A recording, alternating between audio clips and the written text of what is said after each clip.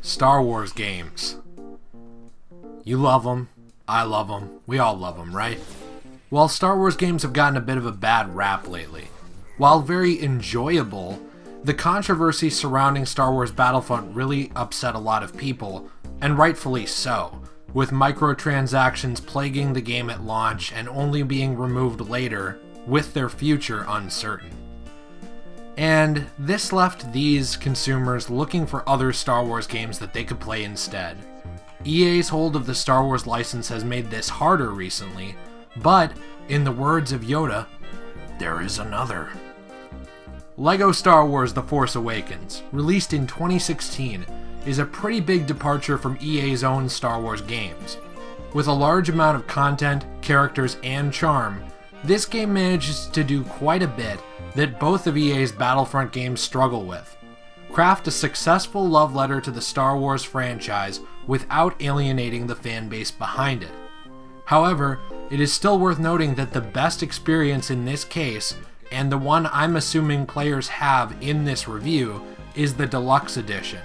This edition is incredibly cheap, usually averaging about $20 now, and comes with all the game's DLC.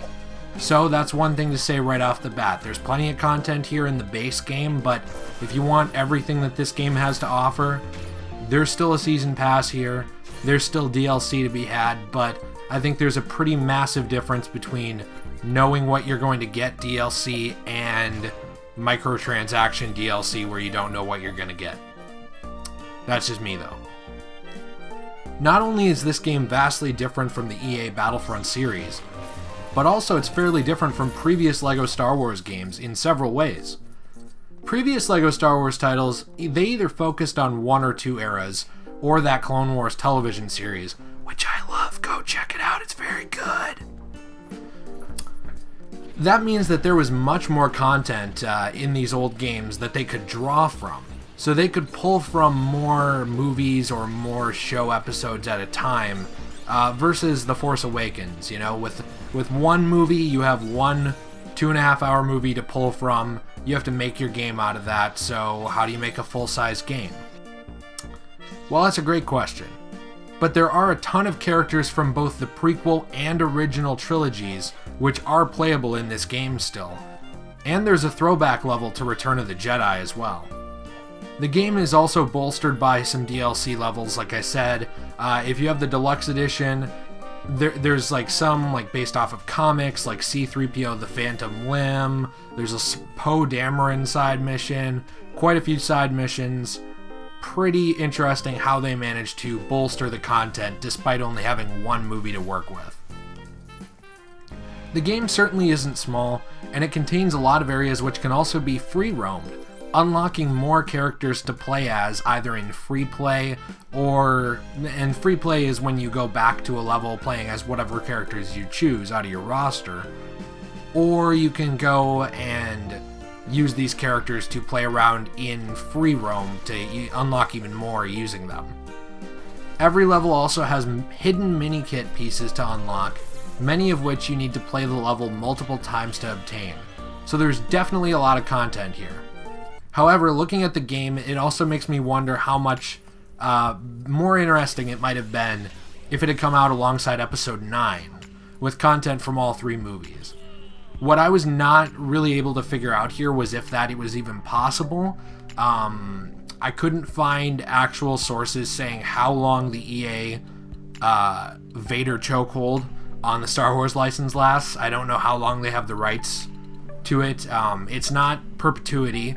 I know that it ends sometime after 2019 or 2020, but I'm not exactly sure when. And because the original them buying those rights for a limited time or getting the license, it was announced, I believe, back in 2015 or 2014. It was after the Disney acquisition of the Star Wars brand, but from what I could tell, it was before this game was released. So I'm not sure how this one still got out the door. I don't know if LEGO Star Wars is considered a completely different brand than the Star Wars brand, but that's just speculation on my part, because if that was the case, I would have thought we would have seen LEGO Star Wars The Last Jedi, and we didn't see that at all. So I really don't know where LEGO Star Wars is sitting. Maybe we'll see more in the near future. Maybe we won't see any more until EA loses the license to Star Wars. No idea, but worth throwing out there because I'm really used to there being, at least 3 movies to draw from for a game, which usually adds a lot more variety to the characters and to the scenarios going on in the game. The whole experience works well for both adults and children. And this really does broaden the appeal of the game, as it's a game that a parent could either play with their young children or feel comfortable letting them play on their own. You look at YouTube Kids app and you're thinking, oh man, what's that, what's going on that YouTube Kids app with that Elsa gate? Or you're looking at the Logan Paul controversy in the woods and you're thinking, oh man, I don't want to leave my kids in front of YouTube anymore. Look no further. LEGO Star Wars The Force Awakens. Very cheap babysitter.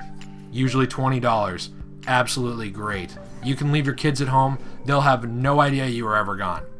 Don't do that. That's child neglect. Don't do that. But regardless, it has a lot of fun references that are enhanced for adult viewers if they've seen the movies, and it will definitely be most fun if you have. And for adults like me who don't have any kids, it's a great experience too. There's plenty of inside jokes in here that actually made me laugh. Help me take this mask off.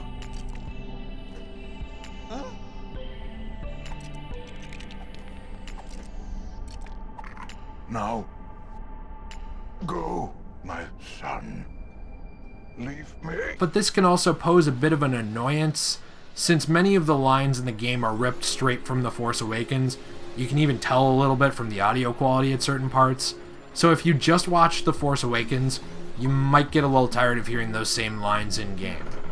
I actually missed a little bit when I was playing this, when they used to just have the LEGO games, those characters would grunt and stuff. I always thought that was funny and interesting, but, they're trying to go a different direction with the story and make it more in-depth, less cavemanish, and, I can appreciate that. The gameplay for this game is both simple and intricate. In most of the past LEGO Star Wars games, lightsaber and blaster characters, they all played pretty much the same. They would fire the same way, they would swing their lightsaber the same way. It didn't really feel like you were playing as different characters as much as it felt like you were using different skins. If you want to see what I'm talking about, look up 5 minutes of footage of the original LEGO Star Wars game. Very much that way. Same with LEGO Star Wars 2. But in this game, different Force users move their lightsabers differently depending on who they are.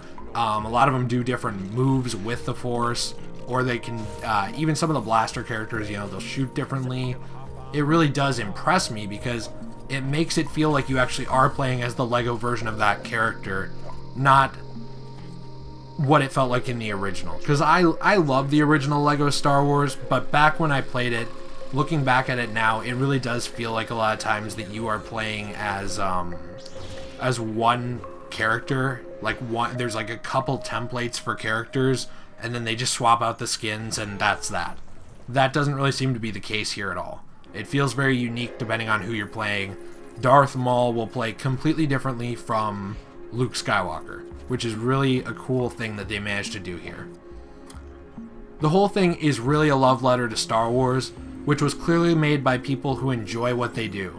Not only making great games, but making people smile and laugh as well. And this game gives me a lot of hope for the future of the Star Wars brand in video games.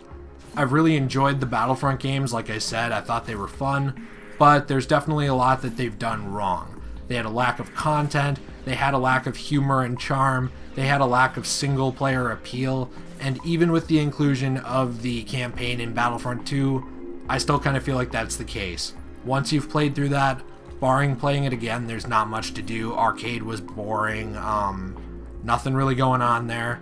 Whereas this game, it manages to be super, super interesting in and out, just being a single-player game, without a multiplayer element. That says something about the game design. It's done well. Playing a game like this does remind me that there have always been great Star Wars games, and I'm sure that there always will be. To those who do worry because EA is holding the license for quite a while, just remember that they won't forever. We will eventually see a more diverse line of Star Wars games, though it might be a while. In the meantime, the EA games aren't perfect, but they're slowly improving, and they can be a lot of fun. So just to wrap things up here, I want to say that I really enjoy this game. Those of you who have seen my past reviews know I don't really do grading scales, but I really do recommend this game to people. I think there's a lot of positives to it. It's got a lot of content, a lot of playable characters, a lot of detail to these playable characters and the different eras of characters that are in the game, despite the fact that it's only one era of storyline, really just one movie and the timeline surrounding it. It's got some good throwbacks to older movies, including the throwback to Return of the Jedi. It's got great humor. It's definitely age appropriate for anyone. Anyone from, 3 to 4 years old to 60 to 70 could have a great time with this game if they like Star Wars, or even just if they like Legos. It's a really fun game just in that way, and it's got a broad appeal to pretty much everyone. As far as negatives, it might have been nice to see some more eras in this game. Maybe, some tie-in to The Last Jedi, but obviously the DLC ended long before that movie came out. There's not much bad to say about this one, though. It's really just like a what-if scenario. And the only real shame about this game is that we didn't get one for The Last Jedi, which means we likely won't get one for Episode 9. So we might have to wait a little bit to play any more LEGO Star Wars. But this one's still around, so I say pick it up while you can. Enjoy the hell out of it, I know I have, and have yourself a great day. Let me know what you think down in the comments below, if you've played this game before and enjoyed it, or, whatever you're thinking. Share your thoughts with me. I'll see you in the next one. Peace, guys.